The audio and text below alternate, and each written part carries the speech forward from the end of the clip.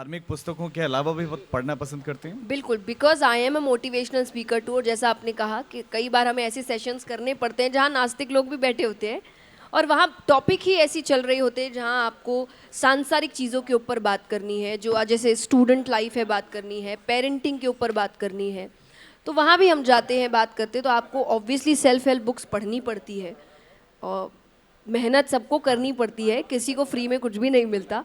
तो मेहनत हम लोग भी करते हैं, कंटिन्यूसली पढ़ते हैं, ज्ञान अर्जित करते हैं। हर बार एक नया टॉपिक होता है, तो आपको पहले से तो पता नहीं होता कि कब क्या टॉपिक मिल जाएगा। जब भी सेशन हो, मोटिवेशनल सेशंस, आपको एक नया टॉपिक दिया जाता है, आपको उस पर अपनी तैयारियां करनी पड़ती है। तो I read all kind of books. मेरे टॉपिक से रिलेटेड मुझे अगर कोई बुक दिखे तो मैं वो पढ़ती हूँ।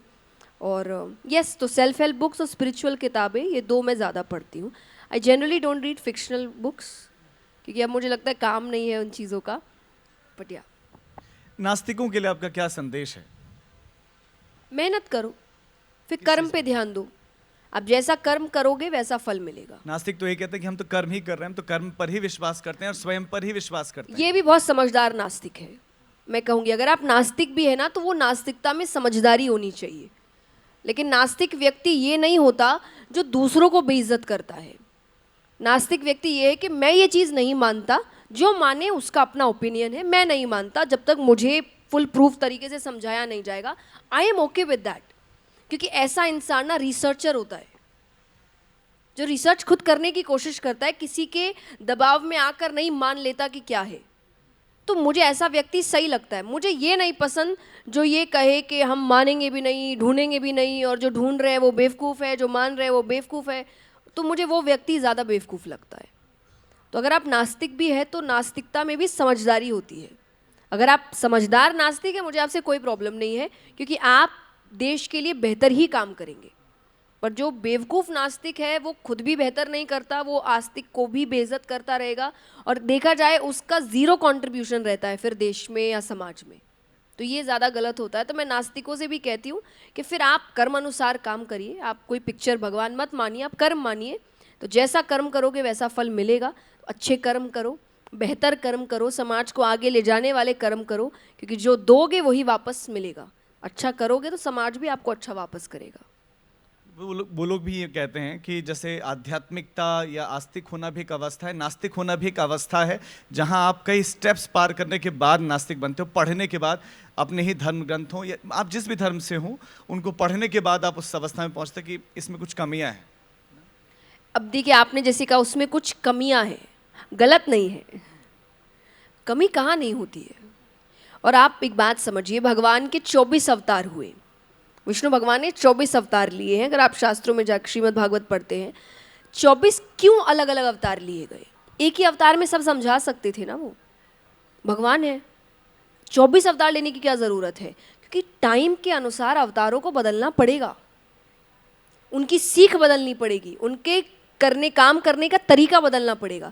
तो चेंज तो आपको भगवान ही बता रहे हैं कि टाइम अनुसार बदलना पड़ता है, कुछ चेंजेस लाने पड़ते हैं। कुछ चीज़ें बनाई गई क्योंकि उस वक्त परिस्थितियां ऐसी थी, अब नहीं है, तो आप उस चीज़ को हटा सकते हो अब।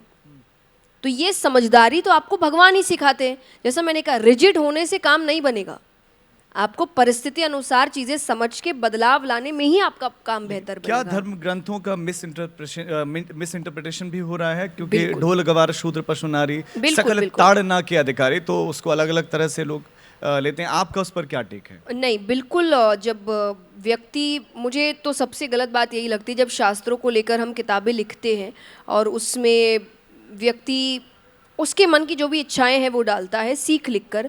मुझे लगता है सबसे पहले तो वहाँ ये लिखना चाहिए कि इस किताब का शास्त्र से कोई लेना देना नहीं है, ये मेरे अपने मन की सोच है।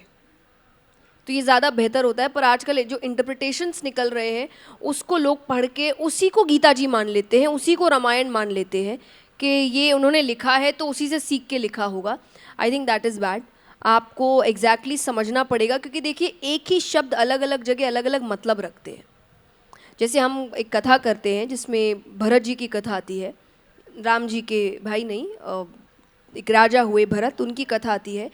तो उनका प्रसंग बढ़ते बढ़ते उनको एक नाम दिया गया था, जड़ भरत। जड़ के बहुत मतलब है।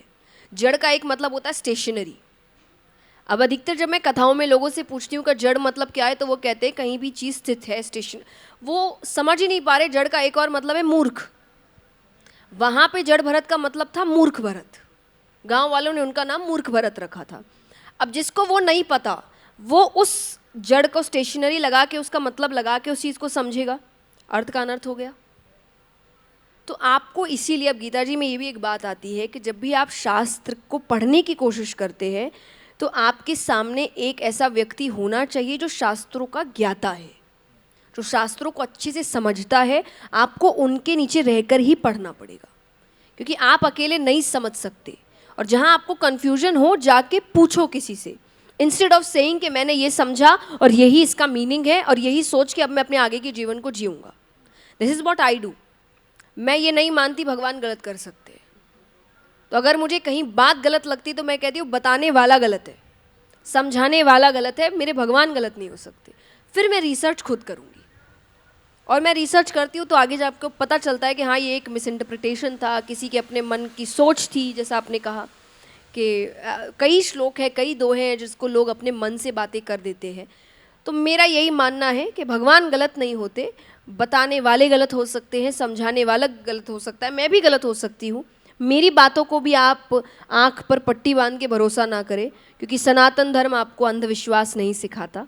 आपके शास्त्र प्रश्नों से शुरू होते हैं और प्रश्नों का मतलब ही जिज्ञासा होता है।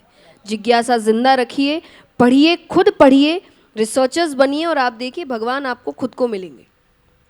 क्या बात है, जिज्ञासु होना ज़रूरी है, इस पर तो ज़ोरदार तालियां होनी चाहिए।